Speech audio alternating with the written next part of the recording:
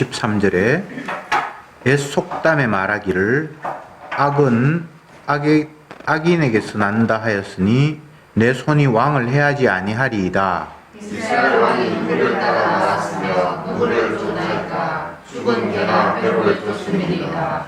그런즉 여호와께서 재판장이 되어 나와 왕 사이에 판결하사 나의 사정을 살펴 신원하시고 나를 왕의 손에서 건지시기를 원하나이다. 다윗이 사울에게 다시 말하기를 마침에 사울이 가로되 내 아들 다윗아 이것이 내 목소리냐 하고 소리를 높여 울며 다윗에게 이르되 나는 너를 학대하되 너는 나를 선대하니 너는 나보다 의롭도다.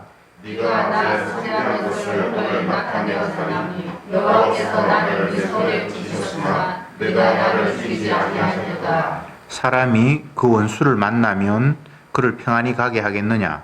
네가 오늘날 내게 행한 일을 인하여 여호와께서 네게 선으로 갚으시기를 원하노라. 보라 나는 네가 반드시 왕이 될 것을 알고 이스라엘 나라가 내 손에 견고히 있을 것을 아노니 그런즉 너는 내 후손을 끊지 아니하며 내 아비의 집에서 내 이름을 멸하지 아니할 것을 이제 여호와로 내게 맹세하라. 다윗이 사울에게 맹세하매 사울은 집으로 돌아가고 다윗과 그의 사람들은 요새로 돌아가니라. 아멘.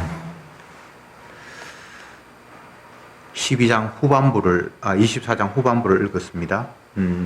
지난 주의 말씀들을 잠깐 생각해 보면 사울은 계속해서 다윗을 죽이기 위해서 추격을 하고 따라가는데 백성들의 전언에 의하면 다윗이 엔게디 황무지에 있다라는 소식을 접하게 되어서 군사를 이끌고 이제 그쪽으로 찾아갔죠. 갔는데 마침 그때 이제 갑자기 용변이 보고 싶어서 어떤 동굴에 들어가서 볼일을 보는 그런 상황이 됐는데 마침 그 동굴 안에 다윗이 숨어 있었단 말이죠. 그래서 신하들이 이제 당신의 원수를 죽일 기회가 왔습니다 라고 이야기했을 때에 다윗이 그냥 왕의 옷자락만 이렇게 자르고 자기가 생각하면서 하는 이야기가 하나님께서 기름 부은 왕을 내가 함부로 손대는 것은 이거는 합당하지 않다. 그러면서 신하들에게도 절대 왕을 손대지 말라. 이제 그렇게 해서 왕은 그 사실도 모르고 이제 볼일 보고 밖에 이제 나갔는데 굴 속에서 왕이여 제가 다윗입니다. 당신이 굴 속에 들어와서 신하들이 당신을 죽이라고 했는데 나는 하나님께서 세우신 왕을 기름 부은 세운 왕을 함부로 죽일 수 없어서 당신을 손대지 않았습니다. 이렇게 이제 이야기를 했죠. 그 이후에 이제 오늘 말씀이 연결이 되는데 13절에 옛 속담에 말하기를 악은 악인에게서 난다 하였으니 내 손이 왕을 해하지 아니하리이다. 그러니까 본인은 결코 왕을 해야 할 그런 그 의사가 전혀 없다라는 것을 다시 한번 말을 합니다. 이건 인간적인 관점에서 살펴보면 다윗이 굉장히 아량이 넓은 것 같기도 하고 포용력이 있다든가 이런 식의 이해를 할 수도 있는데 그건 성경에 대한 이해는 아니고요. 다윗이 사람 많이 죽입니다. 다윗이 사람 죽인 거는 사울이 죽인 것보다 훨씬 많을걸요. 나중에 뒷부분에 가면 이제 나타나는데 성전을 세우려고 할 때에 하나님께서 다윗에게 하는 말이 니는 사람을 너무 많이 죽여서 피를 흘렸기 때문에 내 성전 짓는 것은 네가 할 일은 아니다. 합당하지 않다 하면서 아들을 통해서 그 일을 하게 하셨잖아요. 다윗은 공생애가 시작되면서부터 군인으로 출발을 하죠. 그죠? 블레셋을 왕 골리앗을 이제 죽이고 하면서 그때부터 전사로 이제 시작을 하는데 그렇게 해서 왕이 되고 난 이후에도 많은 전쟁을 치러요. 계속해서 적들과 싸우고 죽이고 또 사울 왕이 이제 나중에 왕으로서의 이제 기능들을 다 끝내고 못하고 사형되고 난 이후에도 다윗이 사울의 편을 들었던 사람을 많이 죽이거든요. 그래서 오늘 이 본문을 보면서 뭐 다윗이 아량이 넓어서 다윗을 안 죽였다거나 이런 식의 이야기는 전혀 성경의 앞뒤가 안 맞는 겁니다. 아량이 넓은 사람도 아니고 그런 건 아닌데, 다만 하나님이 그를 기름 부어서 왕으로 세웠는데 그 기름 부었다는 것은 기능, 역할들이 그에게 주어졌다라는 가시적인 표현이잖아요. 이가 악한 역할을 하든 어떤 역할을 하든 하나님이 그에게 역할을 주셨기 때문에 내가 함부로 거기에 개입할 수 없다라는 이런 생각이 다윗에게 이제 든 거예요. 그게 사실은 합당한 생각이에요. 우리는 나도 모르게 선악적인 그런 그 판단력을 가지고 있어서 악하다라고 생각하면 내가 온 힘을 다해서 그걸 막으면 그게 하나님 뜻이다 이런 식으로 생각을 하는데, 사도들이나 다윗의 생각, 선자들의 생각은 그렇지 않죠. 오늘도 그 신문을 보니까 뭐 기독교 총연합회 회장 목사라는 사람이 우리나라 대통령이 그 북한의 주체사상에 물들어 있어서 이걸 처단해야 된다 그러면서 오늘부터 금식기도 들어간다고 온 교인들에게 막 같이 금식하자고 막 그렇게 선포를 했다 그러는데, 아니, 독재를 하든 말든 하나님의 나라만 전파하면 돼. 지가 뭘 정권을 바꾸고. 그러니까 그 사람들의 생각은 자기 나름대로 어떤 그 신앙이에요. 그게 그 사람들이 뭐 우리가 생각할 때 막 행편없다 이렇게 생각하면 안 돼요. 그들은 그들 나름대로의 그 논리가 있어요. 우리가 보면 좀 웃기긴 한데 아주 철저한 사람이거든요. 예. 다시 말씀드리지만 하나님의 뜻을 따르는 사람들은 선악이라는 그런 개념을 가지고 자기가 판단해서 평가하고 누구를 어떻게 할 수 있는 그런 위치에 있지도 않아요. 인간적으로 보면 사울은 악하고 다윗은 정당합니다.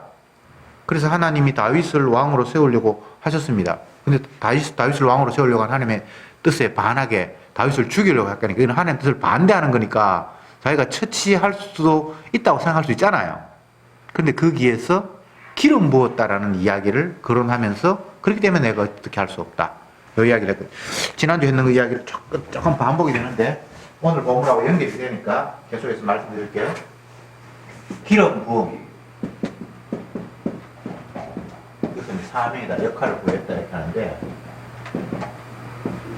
하나님께서 사울 왕에게 뭔가 사명을 줬다는 거예요. 그렇기 때문에 나를 죽이려고 한다고 해서 내가 그 사람을 처치한다는 것은 하나님 주신 사명을 내가 막을 수 있으니까 내가 어떻게 할 수 없다라는 이런 논리를 펴고 있다 이 말이죠. 그러면 이 사울의 사명은 뭔가 사울의 기름 부음은 뭐며 다윗의 기름 부음은 어떤 의미가 있는가를 구분지어서 생각해 볼 필요가 있겠죠. 사울은 피팍자, 다윗은 피팍받는 자. 이런 사명을 각자 수행을 하는 거예요. 오늘날 신약식으로 이걸 표현을 해보면 사울은 복음 전하는 자를 반대하는 그 역할을 하고 다윗은 복음 전하다가 핍박받는 역할을 하고 이런 기능들이 각자에게 주어져 있어요. 이런 관점에서 생각할 때에 신약에서 이제 나오고 구약에도 나오는 표현입니다만 로마서 12장 한번 봅시다.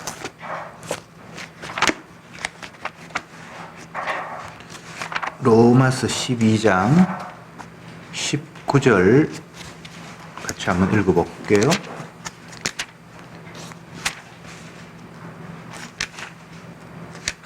(19절) 같이 읽읍시다. 시작. 내 사랑하는 자들아 너희가 친히 원수를 갚지 말고 진노하심에 맡기라. 기록되었으되 원수 갚는 것이 내게 있으니 내가 갚으리라고 주께서 말씀하시느니라. 다윗은 지금 요 구절에 의해서 기름 부음 받은 자를 함부로 손댈 수 없다. 만약 손을 댄다면 그것은 하나님께서 직접 하실 일이다. 이렇게 이야기를 하고 있죠. 철저히 주님 앞에 주님이 인도하심에 나는 복종하며 따르겠다라는 그런 개념입니다. 바꾸 이야기하면 사람에게는 원수가 없어요. 하나님의 원수가 있고 신약에는 예수 그리스도의 원수가 있지 저와 여러분들의 원수는 없어요. 근데 우리는 죽이고 싶은 사람 많잖아요. 아닙니까? 제일 가까이 있는 사람부터 멀리서가 나와 상관이 없는 사람은 뭐 내가 내한테 피해도 안 주고 하니까. 근데 가까이 있는 사람들 미운 사람들 많죠. 근데 하나님께서 그런 사람들을 다 어떤 역할과 기능을 부여하셔서 우리 주위에 다 배치해 놨어요. 그래서 다시 말씀드리면 피조물인 인간의 원수는 없습니다. 아시겠습니까? 예. 내한테 불편하게 한다고 해서 그 사람이 나의 원수가 아니에요. 하나님이 하시는 일을 위해서 그가 있어요.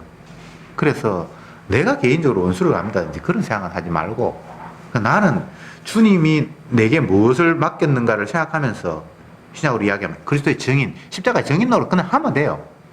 그 사람이 증인 노릇하는데 반대한다고 해서 내가 함부로 그를 어떻게 할 수도 없도록 되어 있어요. 복음은 예수 그리스도의 주되심이 이제 드러나는 것이 복음인데 그 드러나는 것이 내가 어떻게 환하게 비추어서 복음이 드러난다고 생각을 하고 또 누군가가 빛을 방해하기 때문에 내가 제거하면 빛이 드러난다고 생각하고 우리는 계속해서 내가 뭔가를 적극적으로 무엇을 함으로 말미암아 주님의 복음이 만개한다 이렇게 생각하는데 그건 크게 착각입니다. 제가 자주 언급을 했습니다만 이사야 선지자가 하나님 앞에 사명을 받을 때 주님이 너무나 충격적인 이야기를 해요.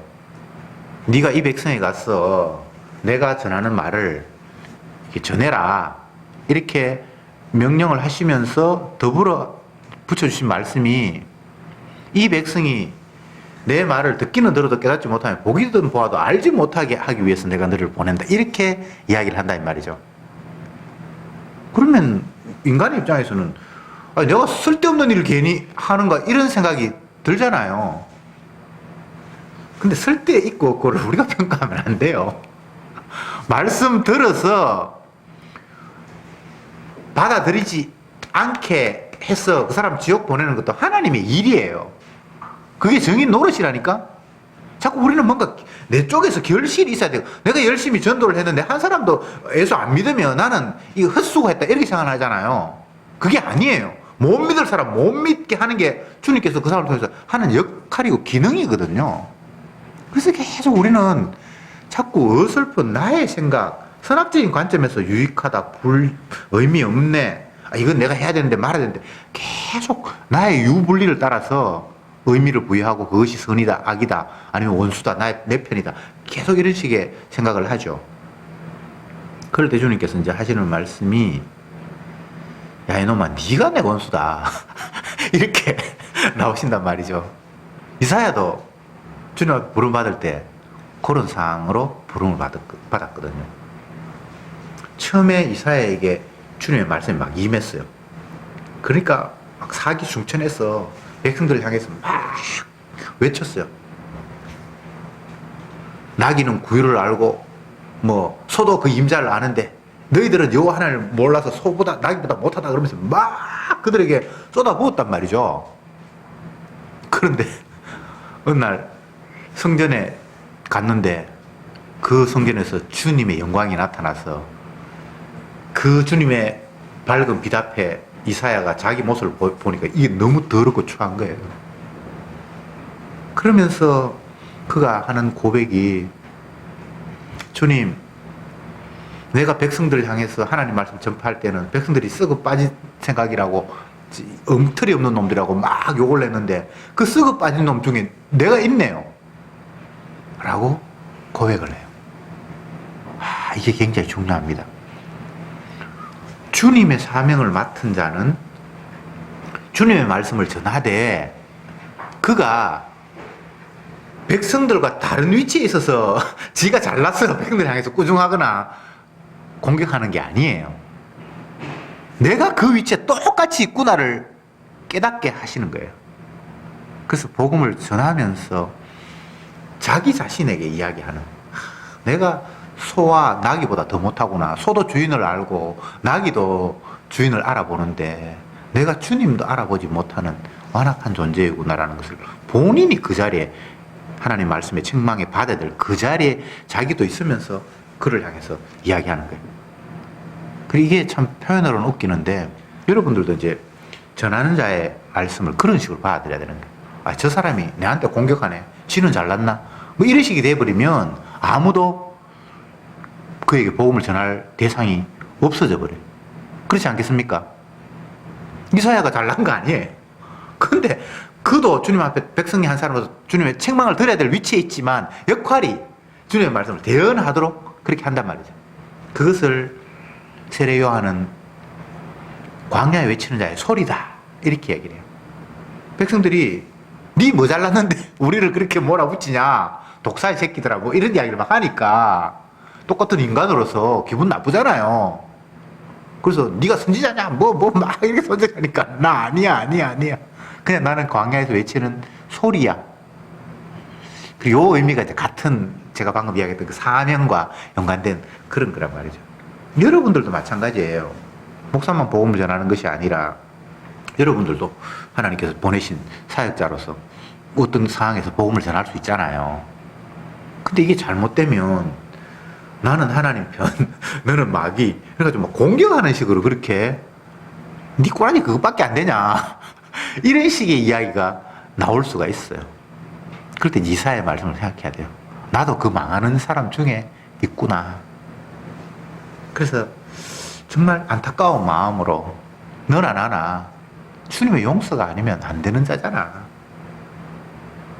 네가 잘했고 내가 잘했고 네가 못했다라는 것이 아니라 너나 나나 우리는 다 엉터리 없는 죄인인데 주님의 용서가 아니면 절대 안 되는데 주님이 용서로 우리에게 다가오시잖아. 이게 이제 복음의 자세잖아요. 오늘 그런 관점에서 다시 본문을 보면 다윗은 사울을 대하면서 그런 관점이 있는 거예요.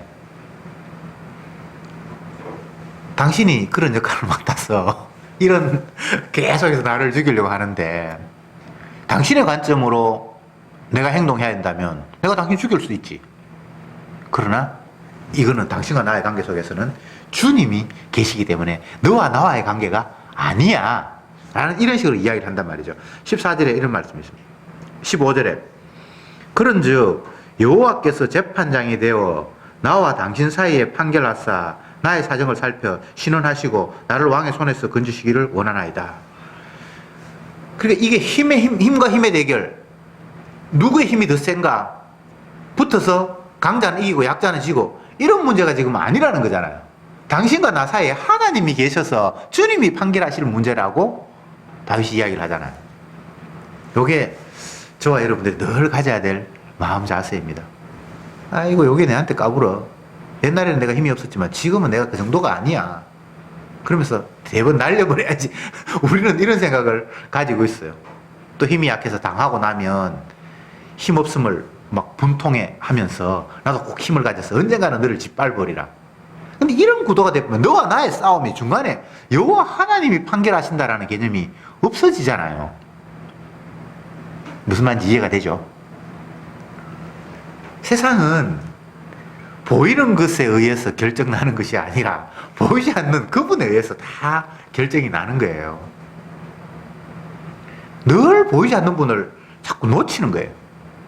성도라는 사람이, 성도 아닌 사람들이야 뭐 당연히 그건 의식할 수 없겠지만 성도는 주님의 손길을 늘 의식해야 되고 여호와 하나님이 자기 뜻대로 만물 세상을 다스린다라는 것을 우리는 늘 고백하고 있잖아요. 근데 자꾸 그걸 놓치는 거예요. 주님이 개입하신다는 사실을 놓친다고. 사울과 다윗의 쫓고 쫓기는 이 관계성이 단순히 사울의 마음과 다윗의 마음만의 문제가 아니잖아요. 여호와 하나님이 사울에게 기름 부었다. 그에게 뭔가 사명을 줬다라는 거잖아요. 그래서 너와 나 사이에, 당신과 나 사이에 하나님이 재판장이 되어서 이 문제를 해결해야 되지, 너와 내 문제가 아니다. 야, 이거 진짜 굉장히 중요한 이야기입니다. 어떤 상황에서도 성도는 여호와 하나님의 개입을, 주님이 왜 이런 일을 하셨을까를 생각하면서 모든 일을 대응해야 되고 살아가야 되고, 그 안에서 감사가 나오고 찬양이 나오고. 다윗 이야기하면 시편을 거론하지 않을 수 없어요. 왜냐하면 시편은 다윗의 평생의 자기 신앙 고백, 감사, 찬양이거든요. 물론 뭐 솔로몬의 찬양도 좀 있고 다른 다윗 아닌 사람도 있지만 대부분의 시편은 다윗의 신앙 고백이라고 보면 돼요. 그 감사, 찬양, 기쁨이 조건, 환경 때문이 아니잖아요. 다윗이 엄밀하게 따지면 40년이라고 하는데, 다윗에게 쫓기는 기간을, 사울 왕에게 쫓기는 기간이 한 7년 정도 그렇게 된다고 보고, 한 33년은 진짜 제대로 된 왕으로서 하지만, 나머지 한 7년은 이렇게 쫓겨다니는데, 그때 정말 감사가 막 차고 넘쳐요. 진짜 비참한 삶인데, 다윗 생각을 하면, 저는 유병언이가 좀 떠올라요. 그 사람, 온 나라가 그 사람 잡으려고 현상금 붙여가지고 그랬잖아요. 근데 잘 도망다니다 결국 뭐 스스로 죽었다 그러는데, 다윗이 꼭 그 위치거든요. 얼마나 힘들겠습니까? 왕이 자기를 잡아 죽이려고 하고 있고, 온 백성들이 그를 잡아 죽이려고 하는 그 상황 속에서 도망다니는 것. 우리는 결과적으로 본문을 아니까, 하나님 비켜주셔서 결국은 그는 사울의 손에 안 죽는다고 아니까 그냥 편안하게 생각하지만, 그가 직접 그 환경 속에 다다라서 온 백성이 가는 곳마다 고발하고, 심지어는 이웃 나라가 쳐들어와서 그 동네를 지켜줬는데 그 동네 사람이 다윗 여기 있어요 라고 고발하는 그 상황, 이건 정말 말로 상상할 수 없는 거예요. 다윗이 죽을 지경이에요. 신앙이 대단한 것 같고, 오늘 성경 고백 보면 와 정말 믿음이 좋은 것 같은데, 여전히 불안에 떨고 주여 원수가 나를 집어삼키리 하나이다, 수많은 원수가 나를 못살게 굽니다. 시편을 보면 그런 거 많이 나와요.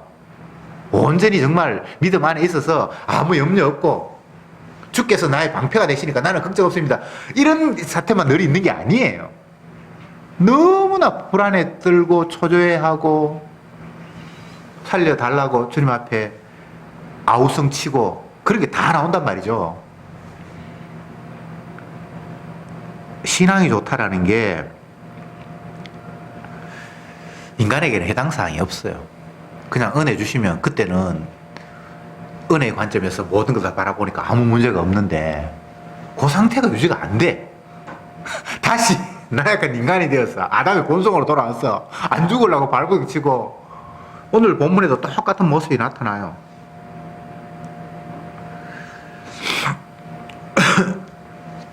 어쨌든 인간은 인간이고, 그럼에도 불구하고 하나님 앞에 사명을 받았기 때문에 자기의 생각이나 판단으로만 살 수가 없는 그런 존재가 되어버렸고, 그래서 순간순간 주님께서 나를 이렇게 사용하신다라는 그런 신앙 고백들이 툭툭툭툭 튀어나오고,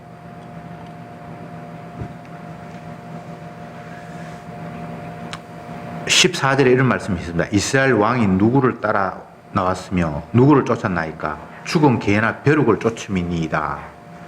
자기 자신을 죽은 개, 벼룩 이렇게 표현했어요. 이것도 쉬운 표현이 아니죠, 그죠? 왕이여, 당신은 하나님이 기름 부어 세운 이 이스라엘의 최고 통치자인데, 아무것도 아닌 나를, 그렇게 벼룩이나 개보다도 못한 나를, 죽은 개 같은 나를 그렇게 쫓아다니려고 왜 그렇게 예를 씁니까? 나 진짜 아무것도 아니에요, 이렇게 이야기한단 말이죠. 이건 뭐 겸손이나 살라고 하는 이야기가 아니라 진짜 하나님 앞에 자기 자신은 죽은 개고 벼룩이고 뭐 아무것도 아니라는 거잖아요. 당신도 주님이 어떤 분인지를 생각을 해야지, 자꾸 인간적인 관점에서 모든 것들을 바라본다면 이건 뭔가 제대로 된 거 아니잖아요 라는 이런 이야기를 하고 있는 겁니다. 이제 이야기가 이렇게 진행이 되니까 사울이 또 웃기는 게 16절에 다윗이 사울에게 이같이 말하기를 마침에 사울이 가로되 내 아들 다윗아 이것이 네 목소리냐 하고 소리 높여 울며 다윗에게 이르되 나는 너를 학대하되 너는 나를 선대하니 너는 나보다 의롭도다. 이제 또 사울이 울면서 미안하다고 아이고 내 아들아, 사실은 사위인데 사위도 아들이죠. 다시 이제 태도가 죽이려고 하는 적대적인 그런 모습과는 또 다른 모습이 보이죠. 이것도 인간의 모습이에요. 예. 이걸 또 긍정할 필요도 없어요. 이래놓고 나중에 또 죽이려고 한다니까. 뒤에 넘어가면. 어떤 사람은 이걸 가지고 뭐 그래도 양심에 갇히게 되니까 이렇게 이야기한다 그러는데 뭐 양심에 갇히게 돼도 상관없어요. 그건 또 죄니까. 양심이라는 건 죄예요. 양심이 좋은 게 아닙니다. 예. 인간에게는 좋은 게 없어요. 그 사람은 양심적으로 그게 죄예요. 그래 정이 있어야지. 그것도 정도 죄예요. 정과 욕심을 십자가에 못 박으라고 이렇게 바울이 이야기를 하대. 인간에게서는 뭐 그게 뭐 측은지심이 되었건 아니면 진심이 되었건 무엇이 되었건 그건 하나님이 인정하는 거 아닙니다. 예. 주께로부터 나와야 돼요. 주가 그를 몰아세워서 내게서 나올 수 없는 것들이 나올 때 그것을 은사라고 이야기를 하기도 하고, 예, 그게 은혜이기도 한데 그건 내게 아니에요. 더 이상 그걸 내 것이라고 하면 안 돼요.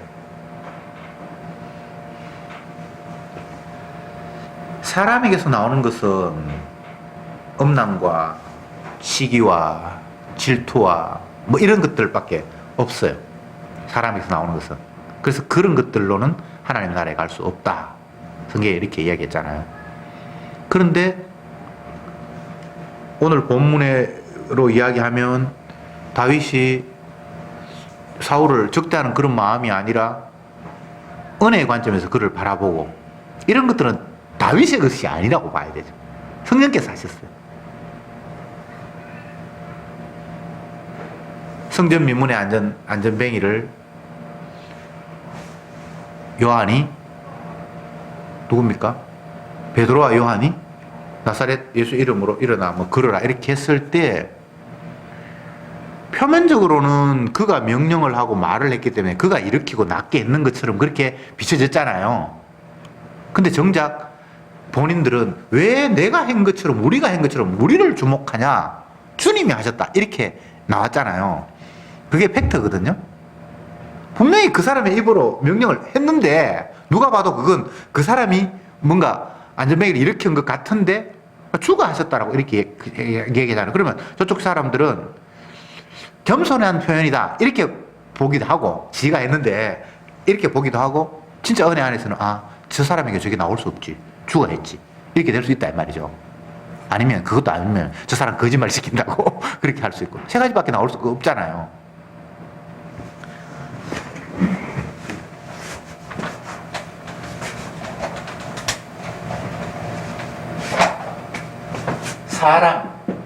사람의 죄인입니다. 사람에게서 나오는 것은 해가지고 성경에서 나올 때 이거 다 부정적인 것밖에 없잖아, 그죠? 그렇잖아요. 사람에게서 나오는 것은 없는 것. 본문에서 예수님의 제자들이 뭐 손을 씻지 않고 뭐 음식을 먹는다. 그러니까 율법에 정통한 사람들이 예수님을 비난하면서 왜 당신의 제자들은 레위 율법에 보면 깨끗하게 해가지고 뭘 참석해야 되는데 더러운 손으로 음식을 먹느냐. 그렇게 했을 때 예수님께서 뭐라고 이야기합니까? 네 입으로 들어가는 것이 더러워서 너를 더럽게 하는 것이 아니라 네 안에 더러운 게 있다라고 이야기하면서 하시는 말씀이, 사람의 속에 있는 것은 음란과 뭐 쫙 이야기하면서 몽땅 다 네 안에 있는 거 다 썩어 빠졌다라고 쫙 열거를 하잖아요. 그러니까 사람에게 있는 것은 다 이거 안 좋은 거예요. 그런데 뭐 베드로와 요한이 주님의 능력으로 안전뱅이를 뭐 이렇게 했다든가 사람에게서 나올 수 없는 뭐가 나왔다라고 했을 때 그건 사람에게서 나온 게 아니잖아, 그죠? 맞잖아요. 사람에게서는 나올 수 없는 게 나왔으니까. 성령의 은사가 일어났다, 원수를 사랑한다, 그럼 그건 사람에게서 나온 게 아니에요. 그 사람이 진짜 원수를 용서한 일이 발생하면 그 사람이 한 게 아니고 성령께서 했다 이 말이죠. 자, 1. 사람이 했다. 2. 성령이 했다. 둘 중에 하나밖에 없어요. 사람이 했다에는 마귀가 했다. 그 포함이 되고. 그런데 인간에게서 나올 수 없는 무엇이 나오는 일이 성경을 보면 수도 없이 나오잖아요. 근데 그걸 우리가 착각하지 말자고. 그 사람이 믿음이 좋았다든지 뭐 결단을 했으니 그런 게 나왔다든지 그건 아니에요. 지금 다윗 이야기하고 사울 이야기하는데 제가 다윗을 이야기하면서 긍정적인 측면만 이야기하는 것이 아니라 그의 나약한 모습도 같이 시편에 보면 다 나오잖아요. 믿음이 좋은 그런 모습이 막 신앙 고백이 나오는가 하면 나약한 모습 막 이렇게 죽기 싫어서 도망다니면서 막 살려주세요 하면서 막 그런 모습이 나와요. 나약한 모습이. 원래 인간은 나약할 수밖에 없어요. 죽음 앞에서 두려워하지 않는 인간은 아무도 없어요. 다니엘의 세 친구가 뭐 풀무불에 집어 던지고 이렇게 했을 때 어떻게 사람이 그럴 수 있지? 사람은 그럴 수가 없어요. 죄인은. 근데 주님이 그 순간에 그런 마음을 주시니까 그냥 그렇게 된 거예요. 그래서 그거는 사람에게서 나온 게 아니라고 하는 거예요. 아시겠죠? 예. 믿음은 사람들이 소유하는 게 아닙니다. 우리가 장착하는 게 아닙니다. 그냥 하나님의 선물이에요. 아시겠습니까? 선물이라는 말 의미가 아시죠? 내게 아니란 거죠. 주신 분이 따로 있다는 거잖아요. 그런 의미거든요. 귀하다 그런 의미보다는 뭐 귀하기도 귀하지만 믿음이 귀하다는 의미로 선물 뭐 아니면 뭐 값이 비싸단가 뭐 이런 의미보다는 누군가가 주지 않으면 내가 할 수 없는 거라는 차원에서 선물이라는 이야기를 쓰거든요. 하나님 주신 건 다 그런 거예요. 내가 장착할 수 있는 게 아니에요. 이제 한 번 받았으니까 내 소유야. 그것도 아니야. 그것도 아니야. 세상의 선물은 뭐 나한테 줬으면 내가 이제 뭐 처분할 수도 있고 이제는 내 거라고 소유할 수 있지만 하나님 말씀하신 선물은 그런 개념이 아니에요. 그러니까 우리는 날마다 주님 앞에서 다윗 오늘 고백처럼 나는 죽은 개와 같고 벼룩 같은 그런 존재입니다라는 그 마음이 한순간도 떠나버리면 안 돼요. 내가 마치 뭐 어떻게 한번 뭐 어떤 일을 했다고 해서 주님께서 나를 시켜서 내게서 나올 수 없는 어떤 게 나왔다. 예를 들어서 골리앗을 이겼다. 그럼 그건 자기 게 아니잖아요. 그런데 내 옛날에 그런 경험들이 너희들보다는 내가 낫다. 나는 그런 경험 됐다. 이렇게 돼버리면 스스로 주님 앞에 자기는 죽은 개나 벼룩이라는 그런 생각이 지금 없는 거예요. 너희들은 그런 경험 못했지. 나 이런 경험 했어. 내가 너보다는 낫지 않나? 하나님이 나를 지금 잘 사용하고 있는데 뭐 이런 식의 생각들을 갖다 보면 그때부터는 이제 점점 더 삼천포로 언약과 상관이 없는 예수 그리스도의 증인과는 전혀 상관이 없는 자기 증인이 되기 시작해요. 자기 증인. 성도에게서 제일 무서운 게 이런 모습이에요. 은혜 받은 자기를 자꾸 드러내고 있는 거예요. 웃기잖아요.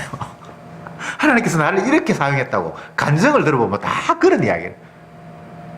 자기는 주님 앞에 죽은 개나 벼룩 같은 그런 존재라 해야 되는데 하나님이 나를 귀하게 사용하셨어. 내가 이만큼 됐다라고 자꾸 자기를 드러내는 그 자기의 정인이 되어버린 거죠. 그죠? 그게 또 다른 마귀의 전략입니다. 어쨌건 다윗은 주님 앞에 이렇게 사용을 받는데 그 상태 속에서 사울이 뭔가 좀 막 깨우침이 있는 것 같고 내가 정말 잘못했네. 나는 너를 죽이려고 하는데 너는 나를 선대하네. 정말 내가 미안하다라고 뭐 이렇게 얘기했을 때 사울이 이제 사람이 바뀌었나? 이렇게 생각을 하는데 바뀐 거 아니에요. 잠시 그런 마음이 그냥 들었을 뿐이에요. 나중에 더 가면 또 죽이려고 해요. 그러면 이 사울의 상황을 우리가 또 어떻게 이해할 것인가? 이해하고 말고 할 것도 없어요. 그냥 모든 인간들은 이런 범주 안에 속해 있어요. 이걸 선이라고 말하지 않아요.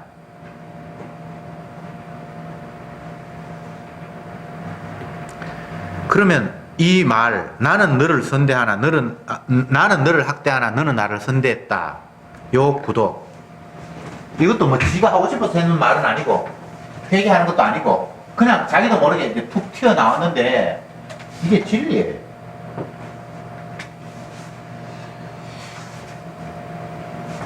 나 사울이죠.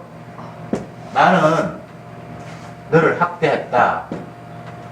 그런데 너 다윗이죠. 너는 나를 선대했다. 요 구도가 세상의 구도예요. 저기에 사울의 자리에는 모든 인간들 다 집어넣고 다윗의 자리에는 예수님을 집어넣으면 돼요. 우리는 예수님을 다 잡아 죽이는, 학대하는 그런 위치에 다 있어요. 이건 주님의 자리 배치야. 나는 아닌데 그런 게 없어요. 근데 모든 아담들이 다 예수님을 학대하는 자리에 배치가 됐어요. 성경의 이야기예요. 근데 하나님의 아들 예수님은 우리에게 핍박받으면서 우리를 선대하는 자리에 배치가 돼버렸어요. 이게 성경의 이야기고 약속입니다. 사울은 자기도 모르게 복음의 원리를, 하나님의 세상의 틀을 지금 자기 입으로 이야기를 한 거예요. 알고 한 건 아니고.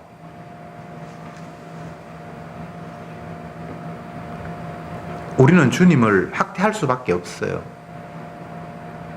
은혜를 받았는데 은혜를 받아도 학대하고, 뭐 어떻게 하든 우리의 자리는 주님을 밀어내고 학대하는 거예요.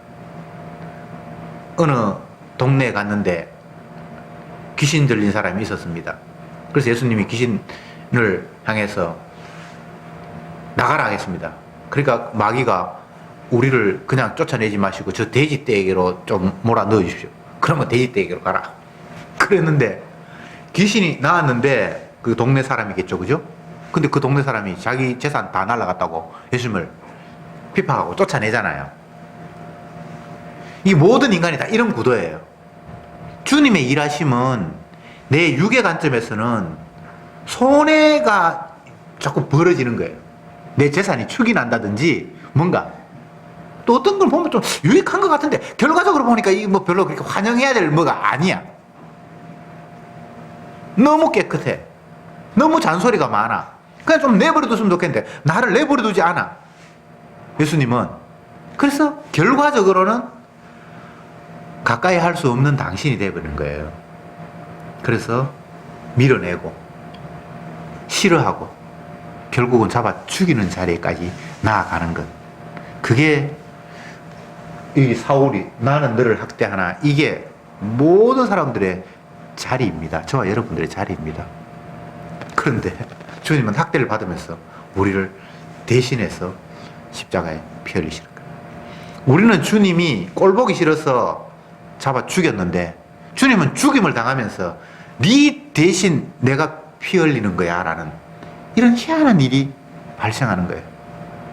우리의 살해 행위, 우리의 주님을 향한 찌름, 분노의 표출이 주님은 그걸 향해서 당했는데 그걸 당하면서 우리를 용서하는 이런 희한한 일이 발생하는 거예요. 죄와 의가 멀어지는 것이 아니라 우리의 죄 속에 주님의 의가 담겨있는 희한한 일이 발생하는 거예요. 이게 십자가의 비밀이에요. 자꾸 우리는 은혜를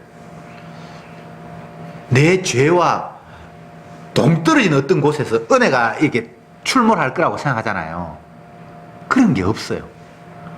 우리가 주님을 진노해서 잡아 죽이는 그 현장이 주님이 우리를 향한 의를 생산하는 그런 구도예요. 이게 십자가의 비밀이에요. 십자가 없이는 죄도 없고 용서도 없어요. 자꾸 의를, 은혜를 다른 곳, 십자가 아닌 다른 곳에서 자꾸 찾으려고 하죠. 그게 마귀의 전략이에요. 다른 곳에서는 없어요. 우리가 주님을 죽이는 그 현장에만 주님의 용서라는 그것이 흘러나오도록 그렇게 주님이 애초에 약속을 하셨어요. 우리가 오늘 이 사무엘상 24장을 읽으면서 너무 그렇게 말씀을 비약하는 거 아닙니까? 라고 사람들이 말할 수 있는데 그게 비약이 아니에요.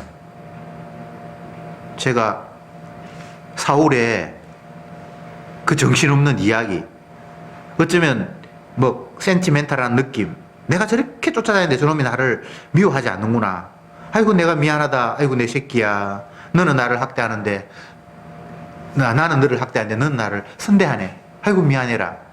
자기는 그렇게 식으로 이야기했을지 몰라요. 근데 이 이야기 속에 인간의 죄악과 주님의 자기 하실 일을 자기도 모르게 툭 이렇게 내뱉어 놨다고. 이게 성경 해석에 오버하거나 뭐 너무 나가는 게 아니라고요. 이게 다 주님의 이야기예요. 우리의 이야기고. 이 말하고 마치겠습니다. 주님이 우리를 통해서 계시하신 내용들은 나를 뭐 잘되게 하거나 이런 걸 말씀하시는 것이 아니라 죽었다 깨나도 우리를 죄인으로 자꾸 몰아세워요. 네가 나를 이렇게 죽였다라는 이야기를 계속해서 하시는 거예요. 그러면서 너는 나를 죽였는데 나는 너를 위해서 죽임 당했다라고 이렇게 말씀하시는 게 복음이다라는 이야기입니다. 기도합시다. 주님, 감사합니다. 십자가의 복음이 은혜가 없는 자들에게는 어리석음으로 들린다고 하셨습니다. 그러나 구원을 얻은 백성들에게는 능력의 말씀으로 다가온다고 말씀하셨습니다. 주여, 저들에게 이 십자가 외에 다른 복음이 없음을 날마다 능력으로 깨닫는 은혜를 허락해 주옵소서. 예수님의 이름으로 기도드리옵나이다. 아멘.